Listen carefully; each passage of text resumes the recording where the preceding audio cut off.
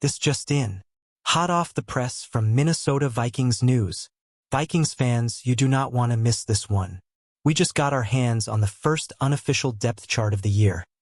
And there are some juicy revelations that could seriously shake things up as we head into the preseason opener.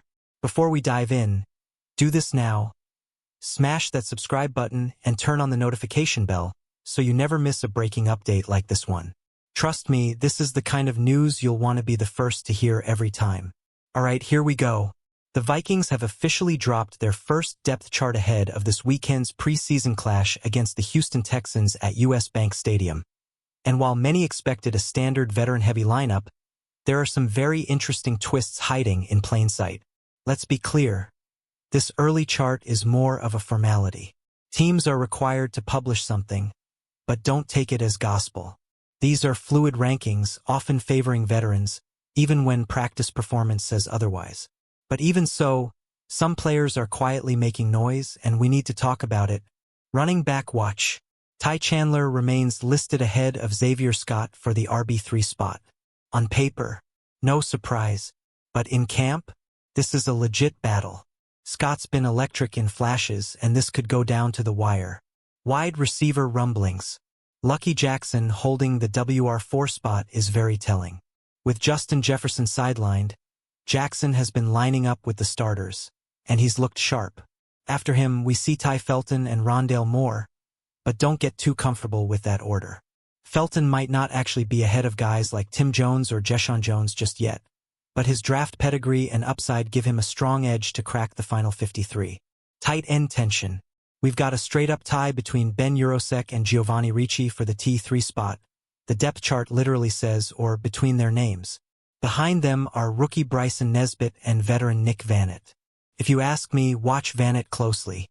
With his experience, don't be surprised if he jumps the line before week 1.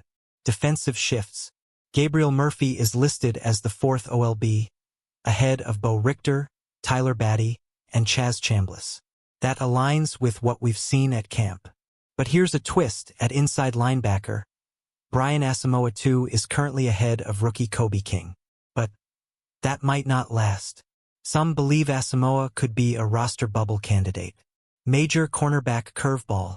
Zamea Vaughn, the undrafted rookie making serious waves in camp, is buried at the bottom of the CB list. That doesn't match what we're seeing in real time. Vaughn has been taking second-team reps consistently, and it wouldn't be a shock if he makes the final 53 over someone like Reddy Stewart. And now, let's talk about what could be the most intriguing part of the entire chart. Return game shakeup.